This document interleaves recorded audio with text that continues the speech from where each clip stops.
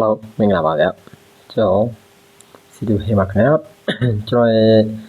All About Football မြန်မာ YouTube channel ကနေပြီးတော့ပြန်လည်ကြိုဆိုပါခင်ဗျ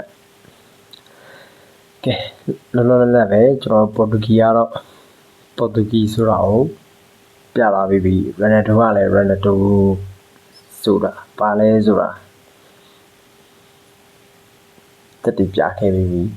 Okay ပေါ်တူဂီနဲ့ဥဇဘက်ကစ္စတန်တို့ကန်တဲ့ပွဲမှာပေါ်တူဂီကဥဇဘက်ကစ္စတန်ကို9-9မရှိနဲ့နိုင်ရပါတယ်။ရနဒိုက2ဂိုးတွင်းနဲ့နူနိုမန်ဒက်စ်က3လုံးတွင်းနဲ့အာဖေလီယိုက3လုံးတွင်းနဲ့3လုံးကတော့အုံးကိုဖြစ်သွားတယ်ပေါ့။ဒီပွဲမှာဆိုလို့ရှိရင်ကျွန်တော်တို့ကြည့်ရမယ်ဆိုလို့ရှိရင်ပေါ်တူဂီရဲ့အသင်းသားတွေကပထမပိုင်းပြီးရဲ့ချိန်ဒုတိယပိုင်းပြန်စားတဲ့ချိန်ပေါ့အဲ့ချိန်ကနေစပြီးတော့ကျွန်တော်ရနဒိုကို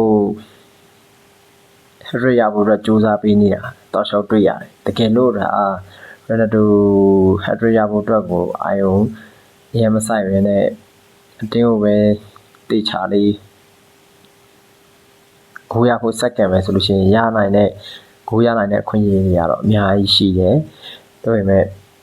တင်သားတွေဘရူနိုဖာနန်ဒက်အပါဝင်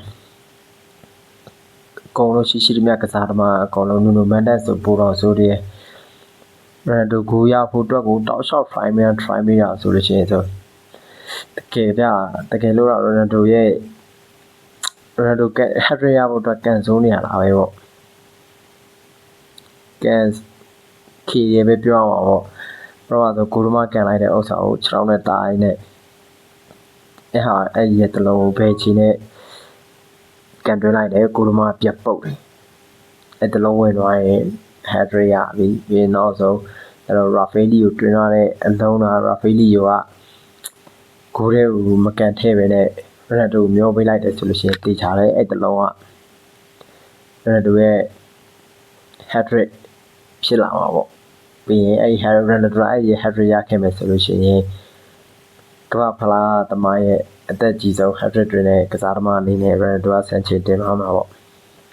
โอเคဗျာဘယ်လိုပဲနေပေါ်တူဂီနိုင်တယ်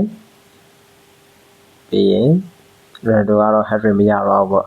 ဒါပေမဲ့9နှလုံးရခဲ့တယ်ရနဒိုပါဆိုလဲဆိုတာလဲအကုန်လုံးဒုတိယလောက်ပြခဲ့ပြီနောက်ဆုံးအနေနဲ့ဘရူနိုကတော့ဘရူနိုပဲတကယ်ဆက်ပစ်တွေပေါ့ဟိုမှာတကယ်ဘရူနိုရဲ့သူတို့ဆက်ပစ်ကန်တဲ့ချိန်မှာဖြစ်သွားတဲ့လောက်သွားတဲ့အကွက်လေးပေါ့တကယ်လှလုံးလေဗျ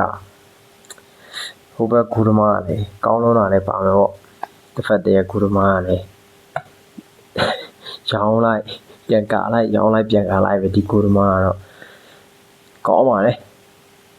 အေးပြက်ခံပြီးကြည်ရကမ္ဘာဖလားမပြီးမချင်းတော့ကျွန်တော်က